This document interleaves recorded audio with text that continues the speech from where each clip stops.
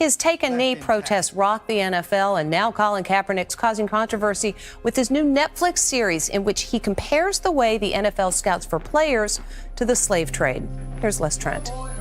Colin Kaepernick is at the center of a new controversy over this scene from his new Netflix series, Colin in Black and White. Actors playing prospective NFL players who dramatically turn into slaves headed to the auction block. Yep, the former NFL player compares the league's draft process to the slave auction block. The NFL scouting combine happens every February. Prospects for the NFL draft attend a week of skill and endurance tests. At one stage, all players are weighed and measured wearing only shorts. Before they put you on the field, teams poke, prod, and examine you, searching for any defect that might affect your performance. No boundary respected, no dignity left intact. Look at this here. Come on, who wants this? The scene cuts back and forth between slave owners and coaches. On Fox News, a former NFL player slammed Kaepernick. A process of someone living their dream, going to the National Football League, comparing that to slavery, it's gone overboard. The film's co-creator, Ava DuVernay, appeared on CBS Mornings. Co-anchor Nate Burleson, a former NFL player, weighed in. I remember going to pro days in the combine, sitting there with my shirt off and shorts, and them, seeing how big my hands were and how happy I was once I got on the scale. The difference is slavery was free labor. Now these young men and women who come from circumstances that might be harsh have a chance to reset financially. We in here, yeah, we in here, 'cause we been here. We in here, yeah, we in here, 'cause we been here. We in here, yeah, we in here. 'Cause we can't get rid of us now. We in here, yeah, we in here. 'Cause we can't get rid of us now. We in here, yeah, we in here. 'Cause we can't get rid of us now. And you know that we won't ever go till you do what you want. Been here for life. That's it. Well, good afternoon, happy Monday, and welcome to another edition of Black versus the Board of Education. My name is Miss Laureen. And before we get started, this week we're going to be talking about Colin in Black and White and whether we believe that the NFL is another form of slavery. So before we get started, and I know we have a story to get to, before we get to our discussion, I want you to know who's in the building. So Miss Jada, go ahead and take it away. Go ahead and introduce yourself. Hey guys, my name is Jada. I am a homeschool junior in the Sacramento area, and I'm so glad to be back. Welcome back, Mr. Hunley. Go ahead. Hi, my name is Samuel. I live in Georgia, and I am in 5th grade. I'm 11, and I'm homeschooled. All right, there it is. Miss Adia. Hey everyone, my name is Adia, and I'm a junior in the Sacramento area. Perfect. And Miss Melissa. Hi, everyone. My name is Melissa, and I'm a 15-year-old sophomore in the Southern California area. Perfect. And I see that you have another name right next to yours, and we will get to him when he gets here. But I wanted to start off with this because we got to talk about this one. Y'all check this one out.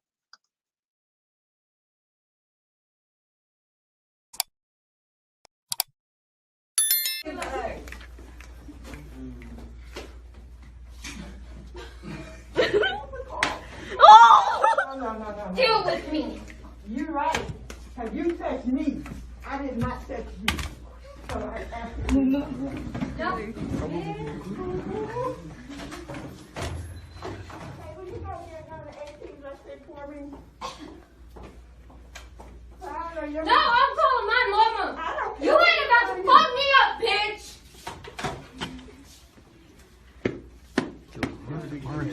Chill, bro. No, stop. Get off my seat. Get off my seat. I need to go now. Your picture's about to get fucked up if she doesn't get the fuck away from me. She's You want to talk to her because she's black and she's fucking pissing me off right now.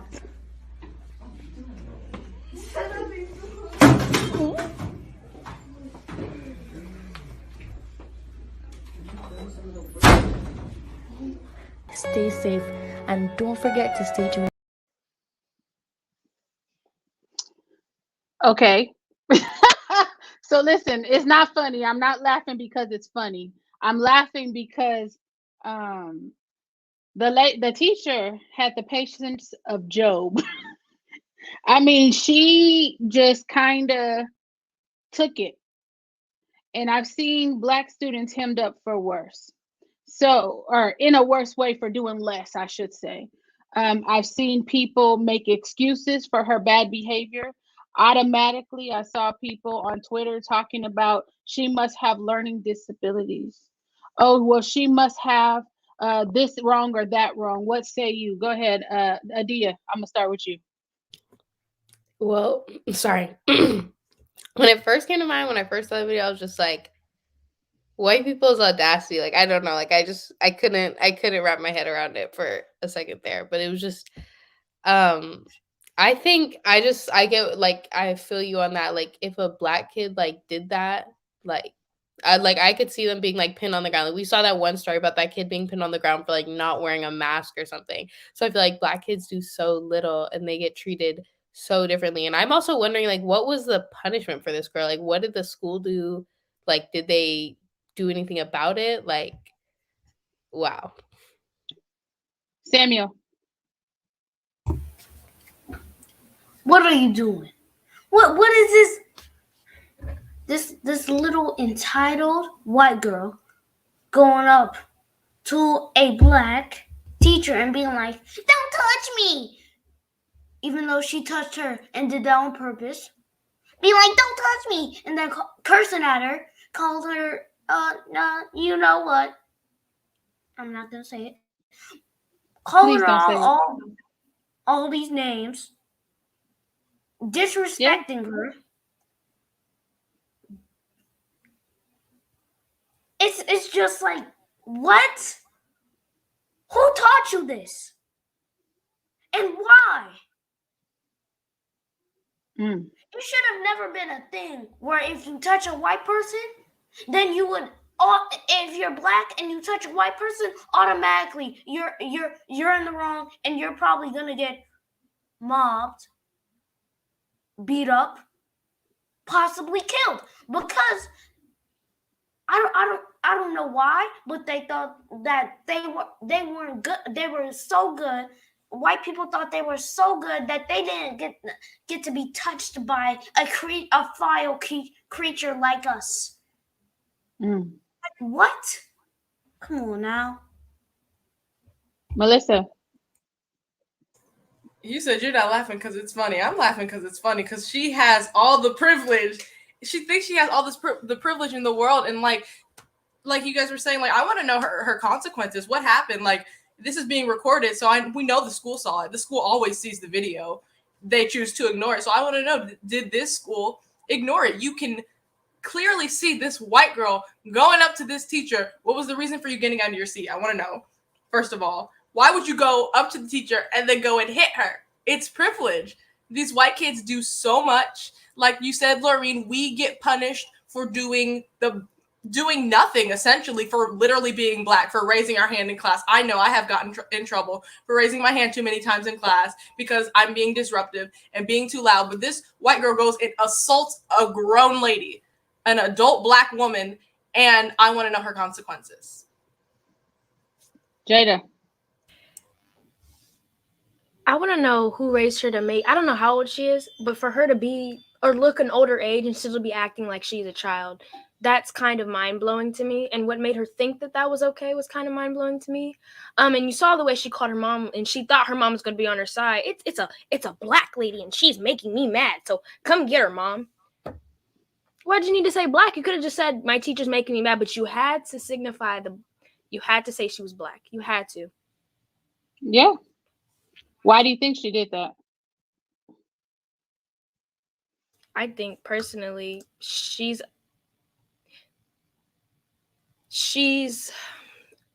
what would you say? She's kind of gained that sense of racism, even at the age that she's at, where it seems like she has a personal bias against Black people, like she's racist towards Black people. Maybe based on the way she sees the world or what she sees on social media or whatever it is in her home to make her think that when I tell my mom that this is a Black lady, she's going to immediately have my side, which means that there's something in the household that she thought that was okay. Yeah. Yeah.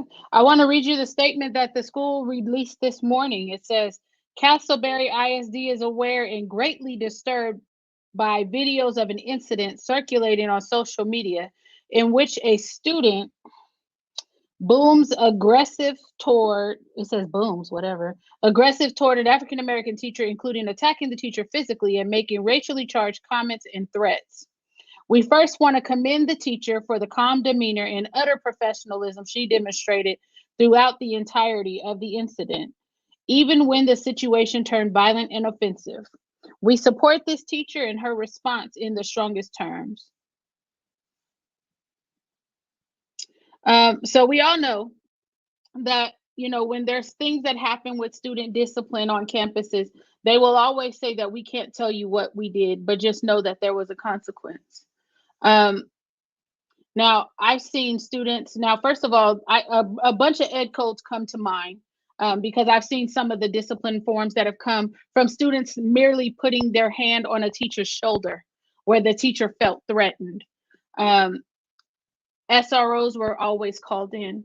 They were always manhandled. They were always thrown the book out of, they were put up for expulsion immediately. So for them to say, we forwarded this in the statement, I can't find it in its entirety, but the statement did say that they forwarded the issue to law enforcement. I think that we need to, as community, push for more transparency when it comes to the punishments. Give me a range of punishments you're going to go through or you're going to consider. Because anything less than expulsion for this student, she's already demonstrated that she is a danger, not only to herself, but to the teacher. And I don't want to hear anybody giving her the benefit of the doubt, because that's what happens when the students lack melanin. Shout out to the melanin drip sweatshirt, Nikki Ray. I'm just so tired of the excuses. I'm tired of the benefit of the doubt given when students came in with bad intentions. She had no reason to approach that teacher. Not only did she slap her on the arm, she threw the phone at her. Now, let me ask y'all something. If your parents got a hold of this video and that was you, what would happen as Black children? Give me an answer. Melissa, what would happen to you if your mom saw that video and it was you cutting up like that? I would not live to tell the story. Because we discipline our children. Yeah? Yeah. Jada, what would happen if that was you in that video? My house would be Alcatraz. My butt would be tore up. And I have enough sense to not walk at the house and do that in the first place, so I wouldn't even be on that video. Come on now. Samuel, what would happen if your mama saw you cutting up like that? Or your daddy? I'm just petrified hearing the thought of that ever happening. If I ever do that, no, I never want that. I never want that to happen. No, I never want to do that, and I never will, because I know what will happen next, and I don't want to go through that. No, it's just not Adia, worth it. Talk to me. I think I'd cry even before the punishment, just being so scared. But I would never do that. I think I have enough common sense not to do that. So yeah, and I think that's kind of like this thing that these districts have in them, where they think that Black parents do not have a handle on their children, and they think that we send y'all out of the house like y'all don't have no sense. We would step in and punish y'all before they even got to a consequence, before they even said anything. If that was my child, if you see my child is over here. Yep, over there. That was my child probably wouldn't make it in the house, because we'd be right back on our way to that school. And she would not only apologize, she would figure out whatever else she needed to do before she probably got suspended. It's unacceptable. And we have more standards for our children. We expect better of you all because we know you know better. It's crazy. It's crazy. And not only that, and I don't have the story of this, but I know you guys saw the verdict with young Mr. What name? Ridden. Kyle What is? Rittenhouse. Yes, talk to me about that. How are y'all feeling? What's going on? How do you feel about that? Samuel done came off mute before I even finished my sentence. What's up, Sam? I hear people saying he's defending himself. He's defending himself. It's self-defense. Okay. What you gonna do? Okay, so somebody walks up to you. Oh, with the AR-15 in hand. What do you think? What do you think you would do? Somebody just walks up to you. You know that they oppose your beliefs and they despise you. What are you gonna do if they walk up with the AR-15 in hand? This is a protest, a peaceful protest. Why are you saying self-defense when somebody's coming to a peaceful protest with the AR-15? And then kill 2 people and then still saying it's self-defense. Jada. On social media, I've seen a lot of side-by-sides, how this white kid can, 1, get away with murder, but also 2, walk around with what'd you say, Sam? What was it? An AR-15? What? AR-15, military-grade weapon. They use that in wars and stuff. And then Trayvon Martin, they showed side-by-side Trayvon Martin getting killed for a bag of Skittles. And it's just, I wish I could say I'm not surprised. I wish I could say I'm not surprised, but I am. I mean, no, I wish I could say I am surprised, but I'm not, because this is, unfortunately, not the first time someone who lacks melanin has gotten away with something as treacherous as this. I'm honestly not surprised. I'm disappointed, but I'm not surprised. Melissa. Oh, who's that? Didi? Go ahead, Didi. Oh, sorry. I also feel like with this case, like the Second Amendment only really mattered when you're white. Like, it's like, they're like, well, he's allowed to hold a gun. Well, okay. Well, like, literally, if you look at any other, like, police brutality case, it'll be like, he had a gun, though. So, like, you know what I mean? It's like, I feel like it's just, like, it's like different circumstances for different people. And like, I also feel like I wasn't surprised by the verdict. Like, I was like, he's probably gonna get off. I already saw how the trial was going, you know what I mean? But it's so like just mind-blowing that this continues to happen time and time again. And there was like a video, like it was just like full proof, like he killed these people in cold blood, but it just doesn't matter. And I don't think we can depend on like the American judicial system that is already messed up to work in our favor at the end of the day. Melissa? I was very hurt. And so I got the notification while I was in history class, and I have mentioned my white history teacher before, who I dislike. And he has been talking about the verdict, the trial, for the past week or so during our classes, like he cares.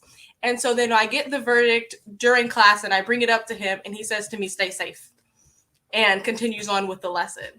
And so I'm like, that messed up my entire day. So I was hurt by the verdict because like I like Jada said, I'm not surprised, but it's just like it hurts because we had the Derek Chauvin trial and it worked in our favor, kind of, sort of. I still don't think it was enough time, but it's like you see that, and we talked about this. It feels like we're getting somewhere. You know, we're taking one step forward, but then we take 3 steps back, and it's like it hurts. So I wasn't surprised, but I was hurt, and yeah. Yeah, and I think, you know, I'm a little conflicted. I see Pops is making his way in the building with the shirt on. Hey, Pops, we'll get to you right real quick. I think that, so I've read a couple of different things. And one of the gentlemen that I was watching, or that I was reading the post yesterday, he was talking about how if you look at the video, which I have not looked at the videos, he says it was clear self-defense, and this was a brother that said this. And so I haven't watched the video, so I don't know what part of the videos he's talking about. But what I will say is, when you come to some place you ain't from and you bring an AR-15, you are not coming because you like people. You are coming to exert dominance. You are coming to use force. You are playing cops and robbers, and you actually killed 2 people. Now, I don't believe that people who kill people should get off scot-free unless it's clear self-defense. Now, if there's videos that shows that, then maybe it was right. But if the videos say something contrary to that, we can't just be giving people license to kill. That's unacceptable. But we're going to transition because we see Pops is in the building. The topic this week is we're reflecting on Colin in Black and White. And did everybody watch the episodes? Did you guys have a chance to check out Colin in Black and White? Yes? No? No? I've been meaning to, but I watched the clip that everybody was talking about for this episode. Okay. I've heard. My mom has like watched it. I brought it up to her when it was first announced, but I haven't watched it yet. Okay. And so what I'm gonna need y'all to do in future episodes, I need y'all to watch the content before we start talking about it, because it kind of, takes away the meaningfulness of the discussion. Because I did have a chance to watch it.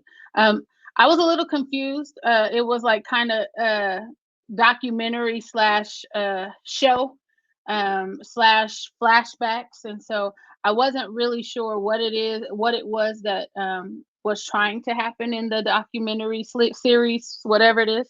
But I did see and I understood what he was saying when it came to the clip of these young men being, transitioning from the football field, and then the scene goes to slavery, right? And so we can't have this context or this conversation in a vacuum. So we brought a former NFL player to you so we can have the discussion. And so, Mr. Eric, would you please introduce yourself, and then we can get to it?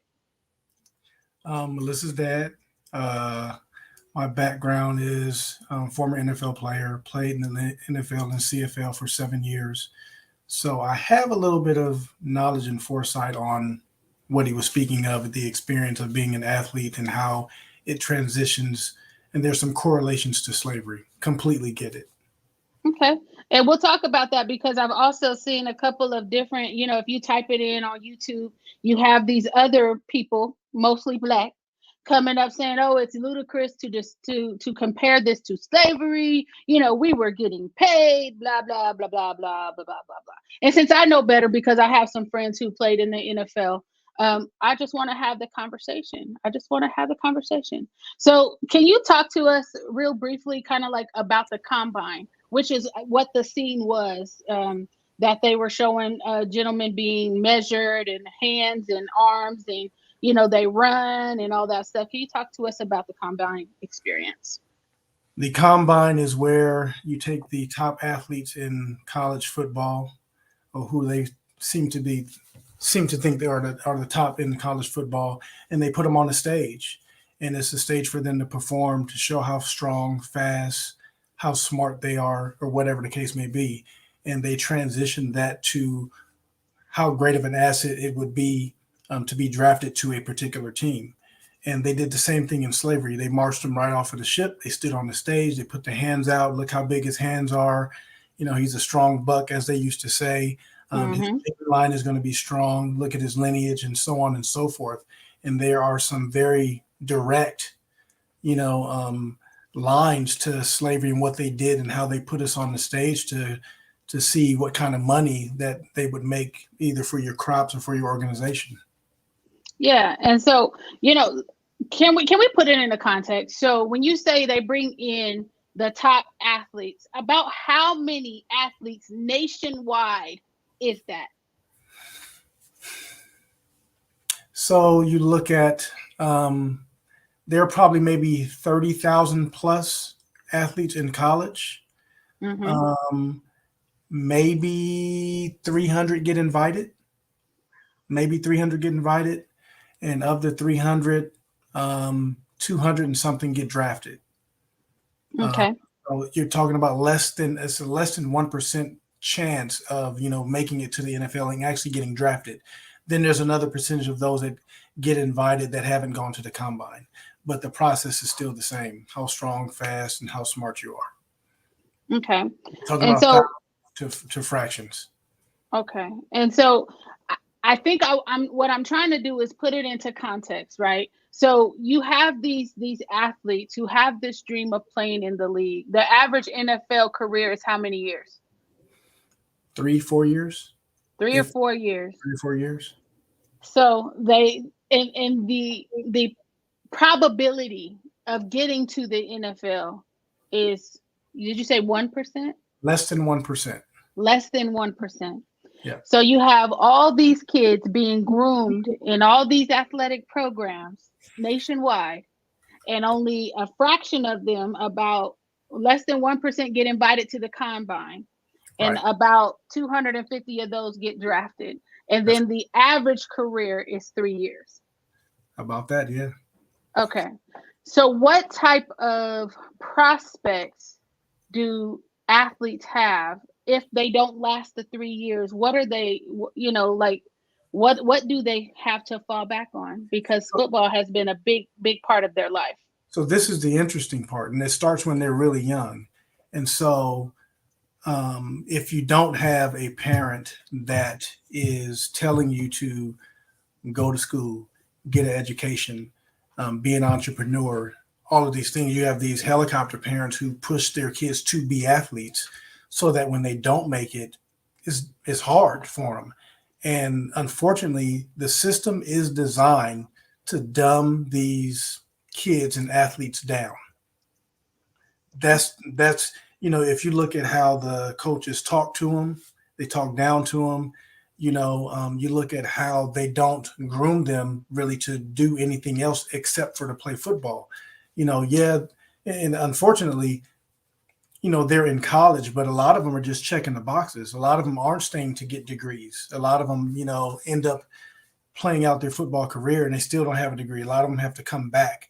So the whole system is designed to teach them to play football, and that's about it. And it starts early on. You do just enough to pass to be eligible to play football or basketball. You insert sport in the box, and there you have it. It's a farm system, and the farm system is designed to make athletes. And so I remember watching this, I don't know, I guess Real Sports with Bryant Gumbel. Mm-hmm. And I remember them talking about the students that go to these top football programs and how they were kind of siphoning them into majors like Swahili or some other, and I don't mean this as a diss, but some other unserious discipline so that they can focus their time and energy on football and just be passed through the system.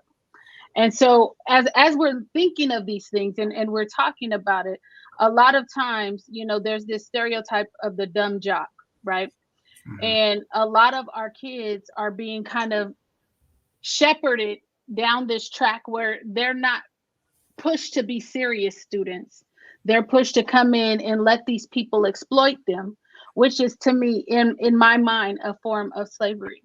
And then you look at all these coaches in the higher, as you go up the ladder, most of the coaches are white men, right? And then as you continue to look at, and I really hate this argument that says, well, we're getting paid, so it's not like slavery. What I need people to understand is that they're getting a fraction of what the people who own the teams and who are coaching the teams are getting. Can we talk about that? Mm-hmm. Let's take money out of it. Okay, let's take it. If you take money out of it, you look at outside of they're just now allowing us to play quarterback, who is supposed to be a leader of the team, right? But if you look at the coaches, the GMs, the owners, there are no black people in that.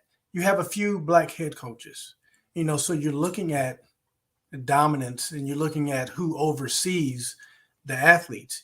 And you have a few black players who they allow to step to the front to be the voice or the overseer to keep everybody else in line. Right. And so when we're taking money out of it, because that's what, honestly, the reason I'm bringing it up is because that is what is supposedly enticing these students to want to be athletes. They see the glitz and the glamour. They see the things that come along with being this athlete or this person, this popular person, right? And it does something to their psyche when they're in these top programs and they're looked at as like a important, popular celebrity, something like that. And Sam, I see your hand up and I'll come right to you. And so what I'm wondering is if you can talk about, because you said you played in this NFL CFL for 7 years. Did that change the way that you responded to people as someone who played? Like, did people respond to you differently as an athlete who played in these things? I think so. Usually when I've shared that I was an athlete or whatever the case may be, usually their tone changes, when they see that you can, and I hate to say this, they see that you can speak intelligent and you can form a few sentences, and they see you're not a dumb jock. The tone and the conversation changes, right? Mm-hmm. And unfortunately, there are a lot of athletes who, don't show as well, but, that just goes to show that, they've been brought up through the system and, they have nothing to fall back on. Now, granted, things have changed over the years. Kids being able to stay eligible, and them having our nephew Shaq, who graduated college and whatnot. Things have changed, and if you take education seriously, you can get everything out of it that you're supposed to get out of it. But if you don't have your circle or your tribe to make sure that you're getting through, they will just pass you through, and you won't get anything out of it. And that's when people respond to you differently. And now they see that they can use you to get what they want. Wow. Samuel, you had a question or a comment? So, Mr. Eric, so how was your experience in the CFL and the NFL as a athlete?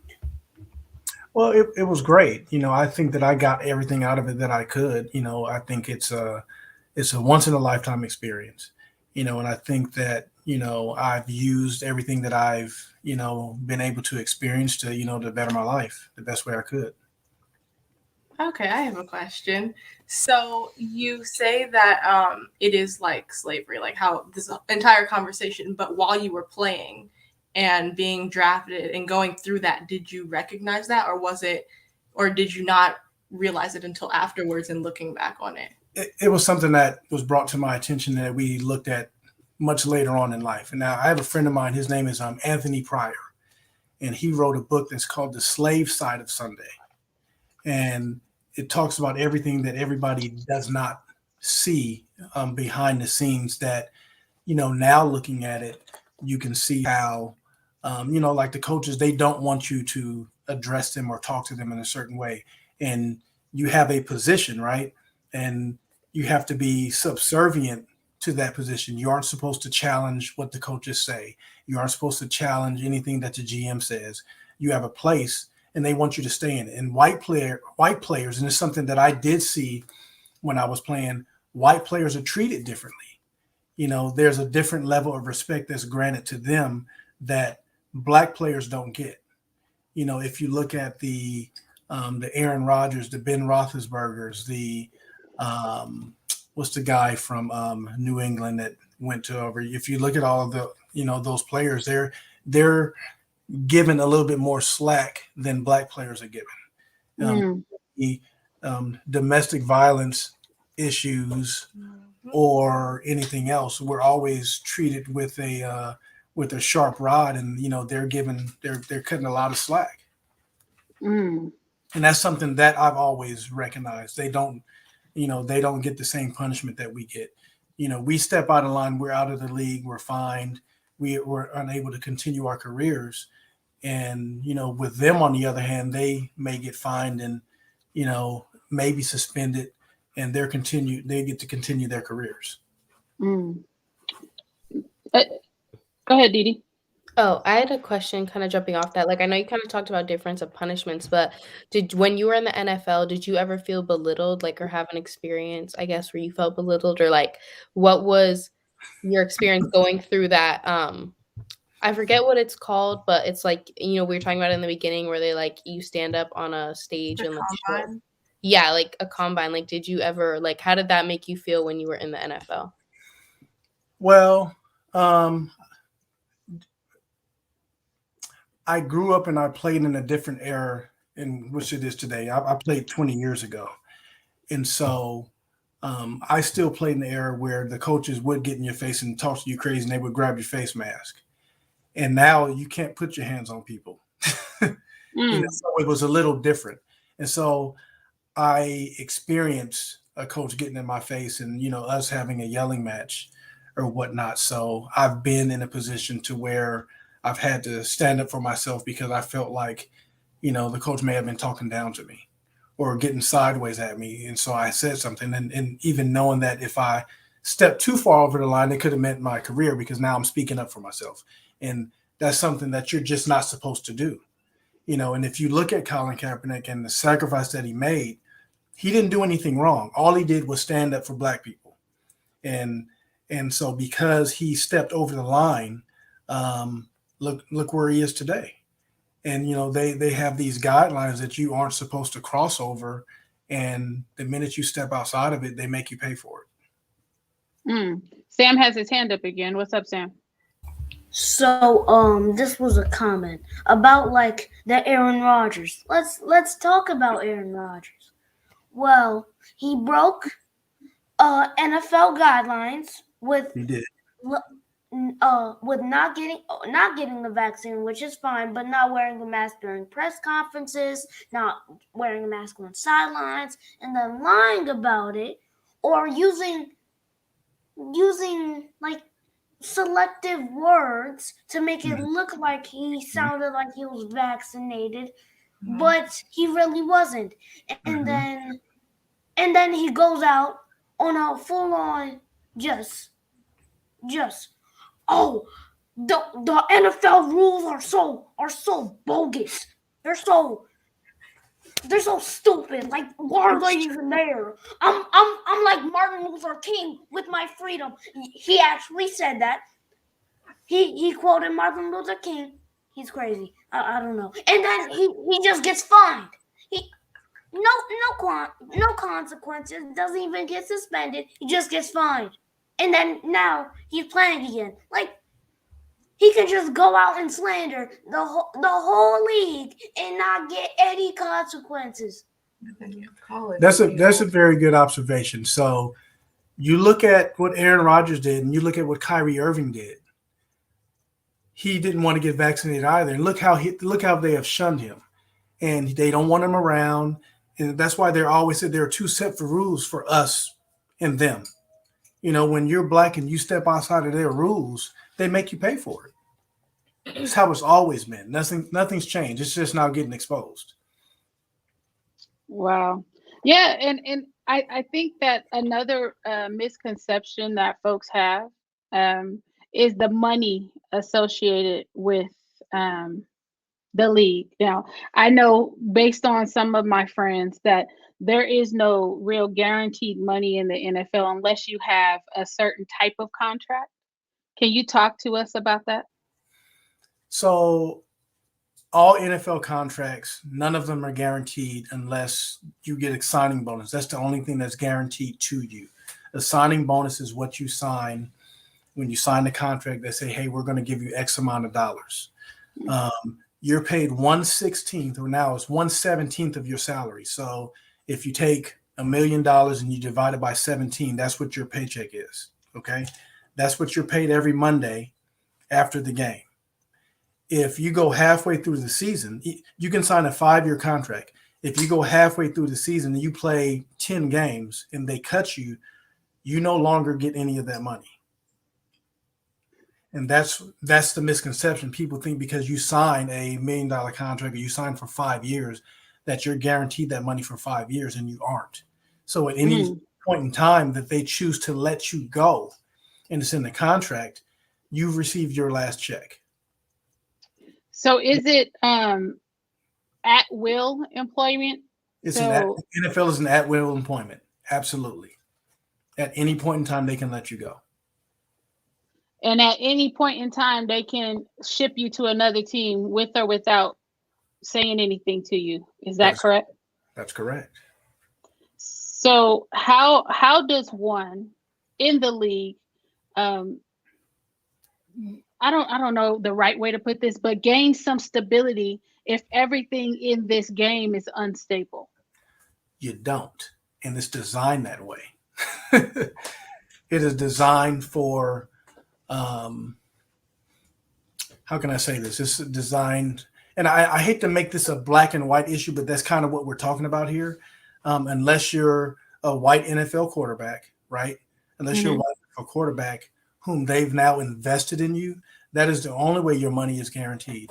If you look at Cam Newton, they just recently cut him a few weeks ago when they brought in the white quarterback. They said, we're letting you go. And he didn't have a guaranteed contract. So you're now, as soon as, they don't feel like you're an asset to them, you're expendable and they let you go.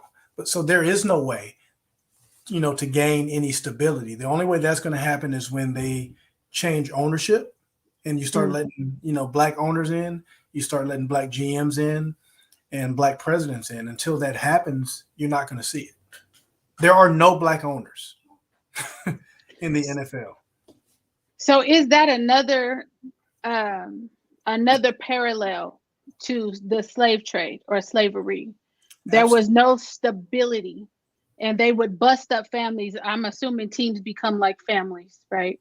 And so they would bust up families at their whim to see if they can get the highest amount or whatever negotiation they enter into.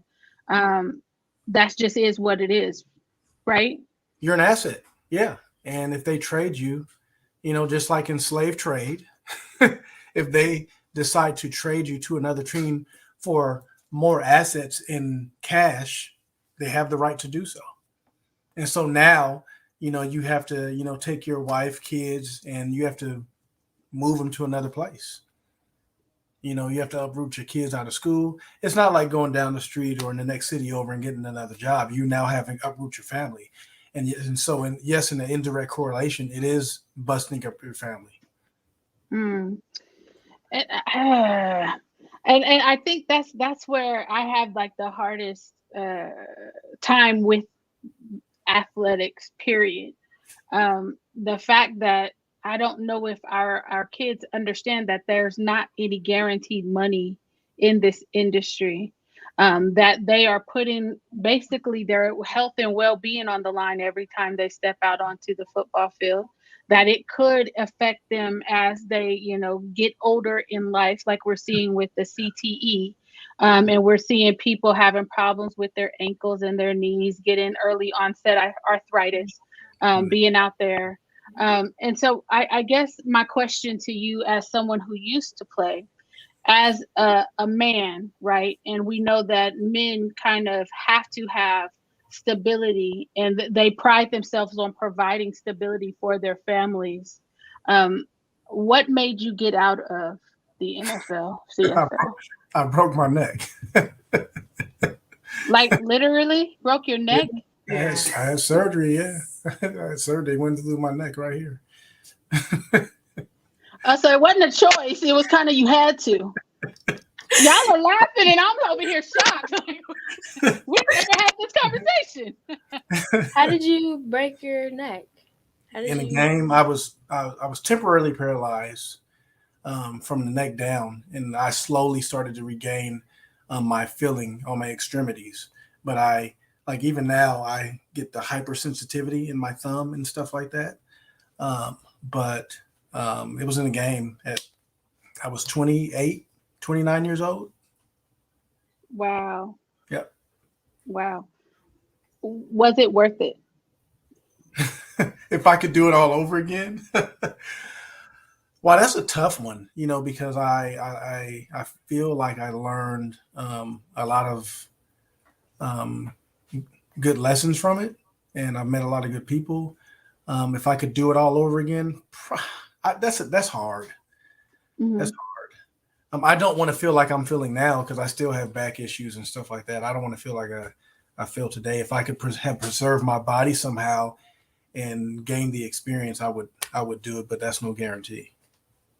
Jumping off. Oh, sorry, I'm sorry. Oh no, you're fine, honey. Jumping off that question, like, do you feel like once you got in the NFL and like the experience, do you feel like you guessed it lived up to the hype? Like, lived up to the hype. Well, I didn't make millions of dollars, so no. I think that's the purpose. So anybody that's playing this sport, right? They paint this picture that if you go, you're going to make millions of dollars. You can buy your mama a house. You can buy all the cars and the businesses and stuff like that. That is still such a small fraction. It's like less than, you have less of a chance in winning more of a chance in winning the lottery. It's really, a roll of the dice. None of it's guaranteed, but that's the picture they paint, which is why all these kids say, I want to, play basketball.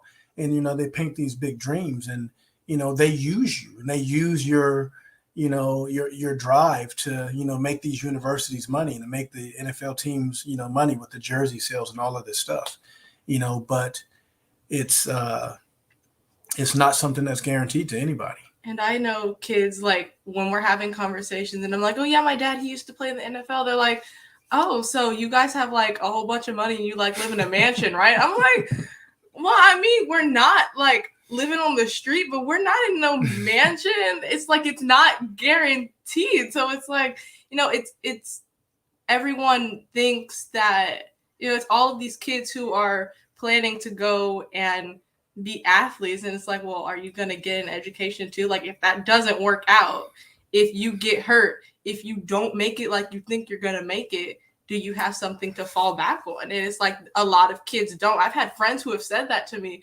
They're like, well, no, because I'm going to do this. I'm like, okay, but if you don't, that's how we're being taught by not just the media, but by some parents too. Like he said, helicopter parents who are like pushing you to be an athlete. But if that doesn't work out, then what are you going to do? Here's what they don't tell you. So the NFL average is what? Like, let's say it's $400,000, right? And so let's say you sign a 2-year contract for $400,000. Okay. After taxes, they're going to tax you like 40% or something crazy. Cause now you're in a whole different tax bracket, right? So do the math, Melissa. Yeah. So let's say you're making $400,000 a year, so take $400,000 and you want to subtract, let's say 30%. Okay. Let's say they 400,000, 000. Okay. And that's 400. Oh, oops, and then you want to subtract 30%. Minus 30%. Minus 30%. So you're now making $280,000, right? So, sounds like a lot of money, right? But in order to have any long-term wealth, you need to not spend any of that money really for like the next 2 or 3 years. The money is supposed to work for you. You're not supposed to really go, but the first thing most people do is they go buy a house, they go buy cars, they go buy clothes. And before you know it, you've eaten into that money. You may have $60,000 left after you've done that. And then when the next year comes, you repeat the cycle. Now, remember, the money's not guaranteed. So now if you've done that in your first year and they decide it's not working out and they want to cut you, you now have no more money. Now you have the same kind of money the rest of us folk have, right? Now looking for a job. So they don't tell you that it takes a good 5 years of saving your money before you spend anything, buy anything, or making any of those big purchases. They don't share that. Yeah, so when they're talking about, I wonder how this person blew through this amount of money, it's easy to do that if they're spending it up front and there's nothing to backfill it, right? That's what you're saying. They're not having these.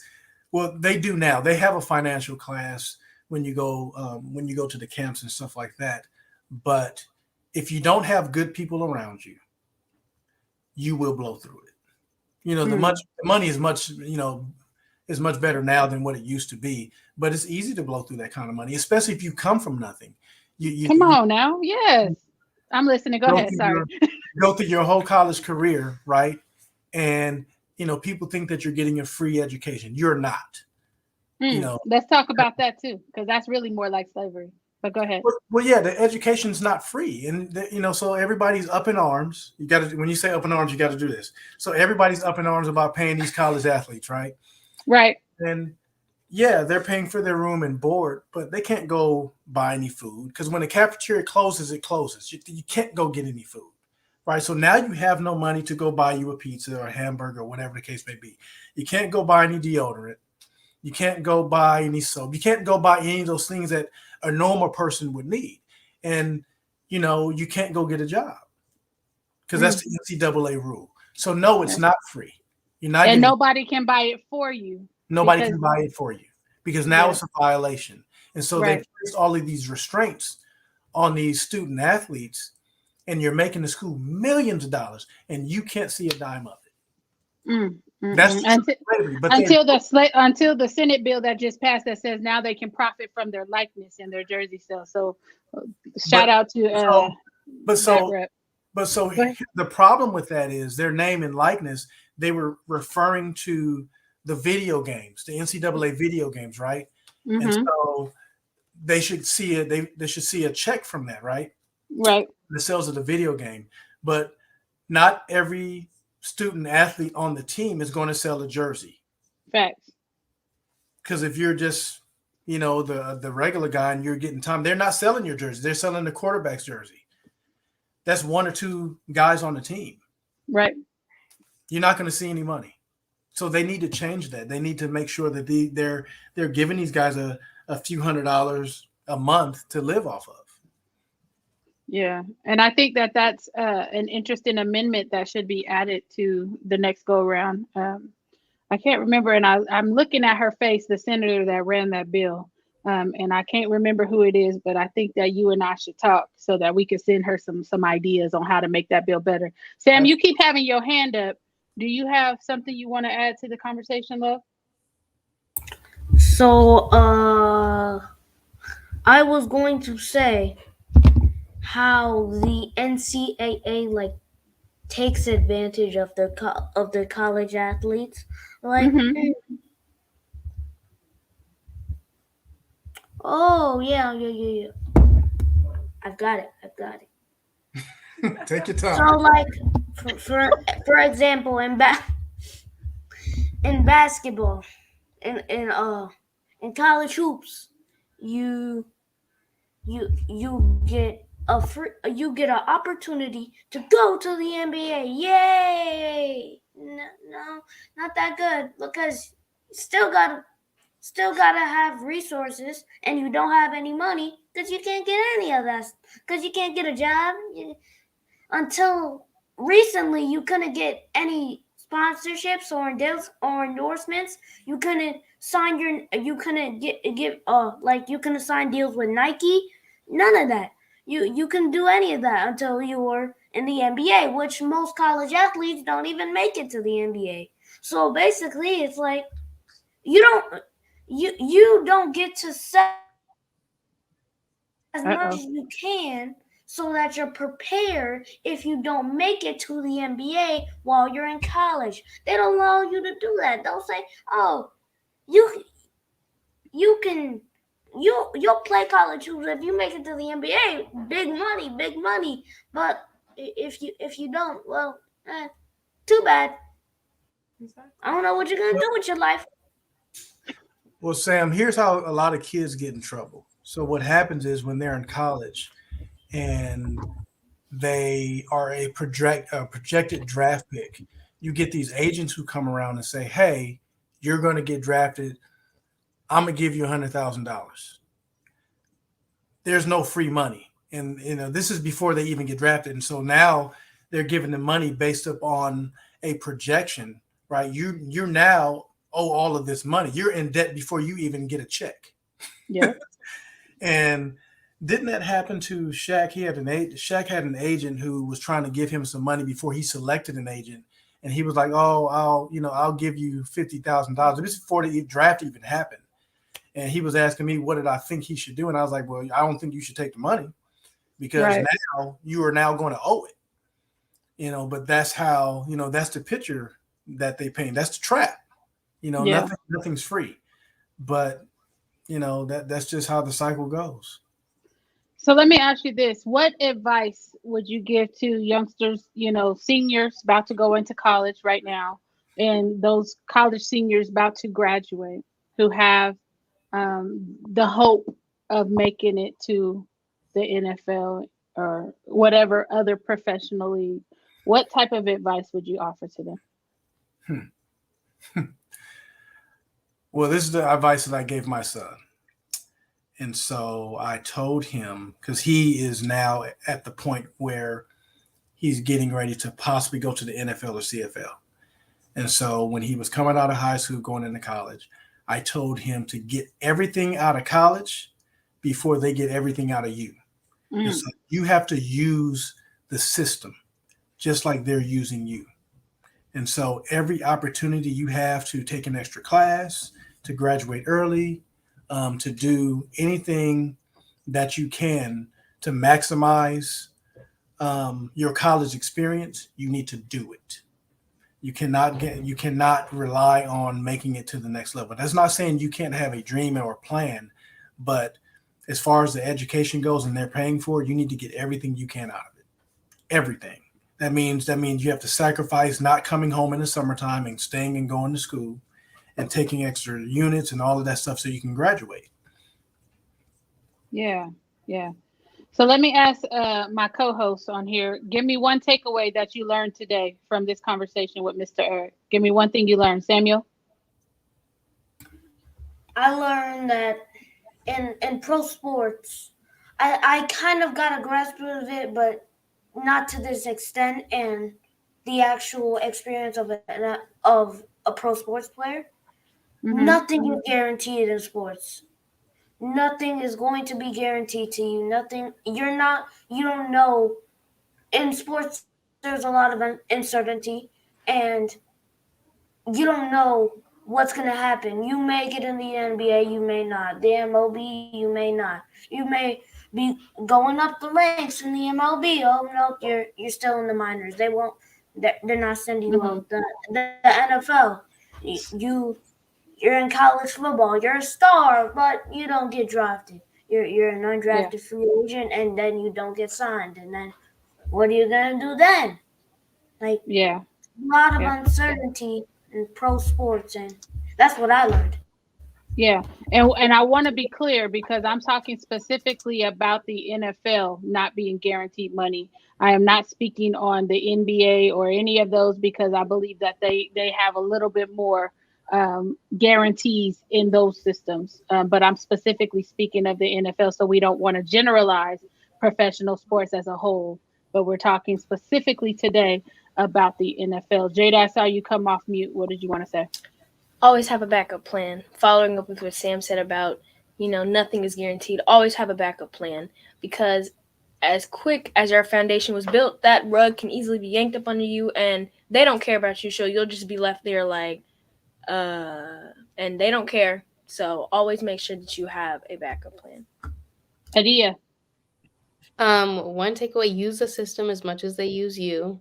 Like, I don't know. Every time I go somewhere and I know it's like one of those systems, I'm always trying to use it the best way I can and get it out of all its money. And then second, just about that NCAA bill. Like, I feel like when I heard about it too, like I was like, oh, this is such a big win, but it's not like they're getting, rich, like getting a bunch of money. It's really not like, as big as like I might have thought previously. The problem is, go ahead, Pops. Go ahead. The problem is with the NCAA rule, they give you enough just to keep you quiet, but not enough to overcome the whole problem in the system. Gotcha. Melissa, what's your takeaway? I mean, you got Pops to yourself after we get off the air, but what was something that sticks out to you about the conversation today? That us as Black students, we have to, like Jada said, we have to have a backup plan because nothing is guaranteed. We need to be able to support ourselves at the end of the day because we are the only people that are going to care about us. They want to, white people, these white coaches, they want to use us for their entertainment. And at the end of the day, we will be left with nothing. So we need to have our backup plans. We can have dreams and goals and plans, but we need to be able to support ourselves at the end of the day. If it does not work out, what are you going to do? Education, living, anything. You have to have a backup plan, especially as a Black person. Gotcha. And I think that we'd be remiss if we didn't just add audiences into that too. we are being used for our entertainment value, our skill, our prowess, all those things. And so it's incumbent upon us to actually learn about these systems before we enter into them. I think that we need to understand that there is no stability. And so once you know better, you do better. And once you know how the system works, you can adequately exploit it. So, but we've run out of time for today. We want to thank Mr. Eric for coming and joining us today and having the conversation with us. As always, you can follow us on Spotify and Apple Podcasts. Subscribe. You can review this live on YouTube and Facebook. Please feel free to go by our student store and grab you one of our shirts, the Black versus the Board of Education shirts available to you right now. And without further ado, let's go ahead and hit them with the wave. We'll be back next Monday. What are you pointing at, Sammy? Oh, Sam wants to do the wave. The actual wave. Just wave your hands, Sammy. Sam wants to hit us with the wave. He's like, okay. We'll see you next Monday right here on Facebook and YouTube. We are Black versus the Board of Education.